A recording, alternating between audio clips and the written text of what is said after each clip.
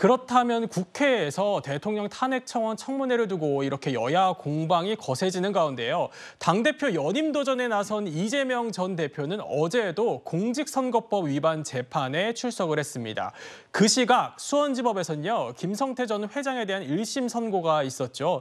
이 전 대표의 방북 비용 등 800만 달러를 북한에 대납한 혐의로 1심에서 2년 6개월의 실형을 선고받았습니다.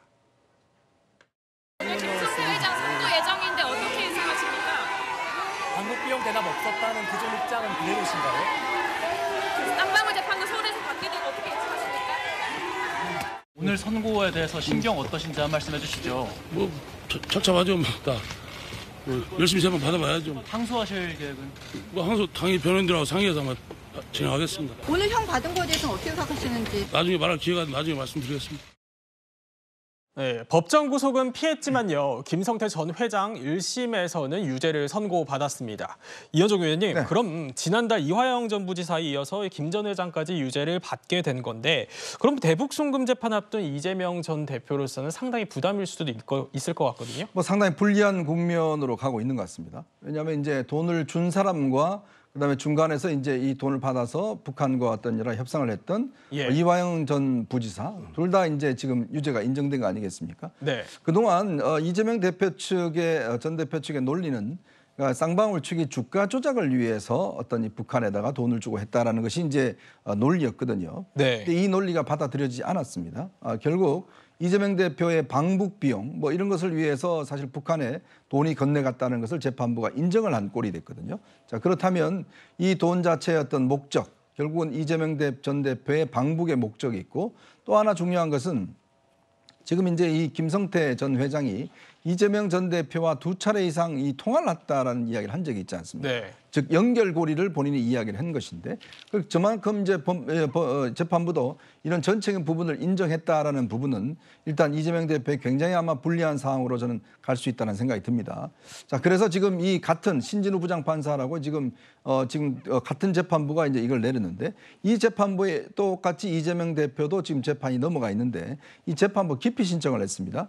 그래서 이 사안을 지금 서울로 옮겨달라. 지금 현재 대장동 하고 있는데 같은 곳을 해달라고 지금 요청을 해놨어요. 그러니까 이게 이제 대법원에서 결정이 나면 아마 제가 볼 때는 이 재판부를 옮겨주진 않을 것 같습니다. 왜냐하면 이 사건을 꾸준히 지금 이 수원지법에서 재판해 왔기 때문에 동일한 사건이거든요. 아마 그런 차원에 본다면 계속 수원지법에서 재판을 진행할 가능성이 높은데, 점점 어떤 면에서 보면 지금 이화영, 그다음에 김성태 모두가 다 유죄가 됐기 때문에 결국은 이재명 대표도 굉장히 불리한 국면에 있다, 이렇게 볼 수 있을 것 같습니다. 네, 기피 신청이 아니라 병합 신청이라는 점 다시 한번 정정드리고, 앞으로요, 이 전 대표의 재판이 시작이 되면 쌍방울 대북 송금 의혹을 두고 검찰과 신경전이 상당할 거다, 이런 예측이 나오는데 김수민 평론가님은 어떻게 좀 예상하십니까? 네, 당장의 신경전을 펼치고 있는 게 방금도 언급을 하셨던 병합 문제이거든요. 사실 이제 이재명 대표 입장에서는 좀 더 가까운 곳에서 재판을 받고 싶은 이런 생각과 더불어서 이제 원래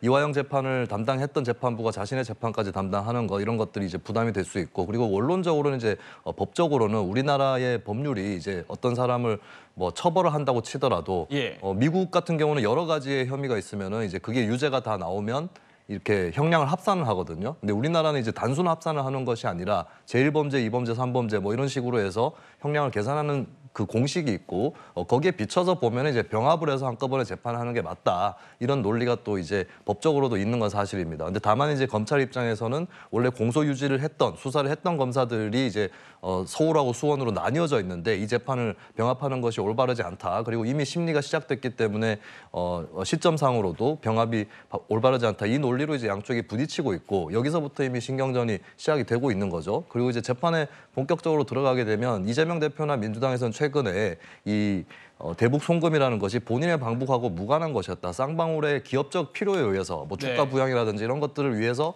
하는 것이었다라는 논리를 펴고 있기 때문에 그 논리를 그대로 들고 와서 이제 법정에서 부딪히지 않을까, 그렇게 전망이 됩니다. 근데 또 하나 초점이 맞춰질 수 있는 것은 쌍방울 대북 송금이 다가 아니라는 것이죠. 최근에 이제 또 이재명 대표에 대한 예전에 수사를 해왔었던 그 법인카드 유용 의혹, 이것까지 이제 덧붙여져 있는 그런 상황이고, 또 이 소환 조사까지 이루어질 것이기 때문에 굉장히 전선이 더 넓어져서 이재명 전 대표와 검찰이 부딪히는 이 상황으로 이제 치닫고 있다라고 볼 수 있겠습니다.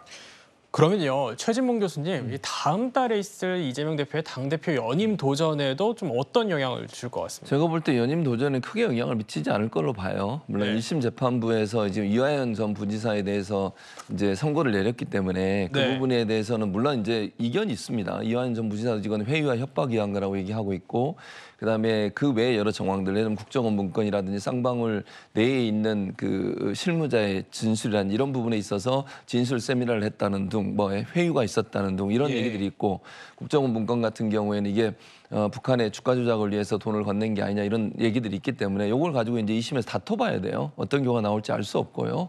그래서 지금 상황에서 물론 1심, 물론 그리고 1심 재판부도 이재명 대표가 직접적인 연관이 있다는 걸 다루지 않았어요. 네. 그렇기 때문에 이게 이재명 대표 연관이 있다 이렇게 볼 수 없고요.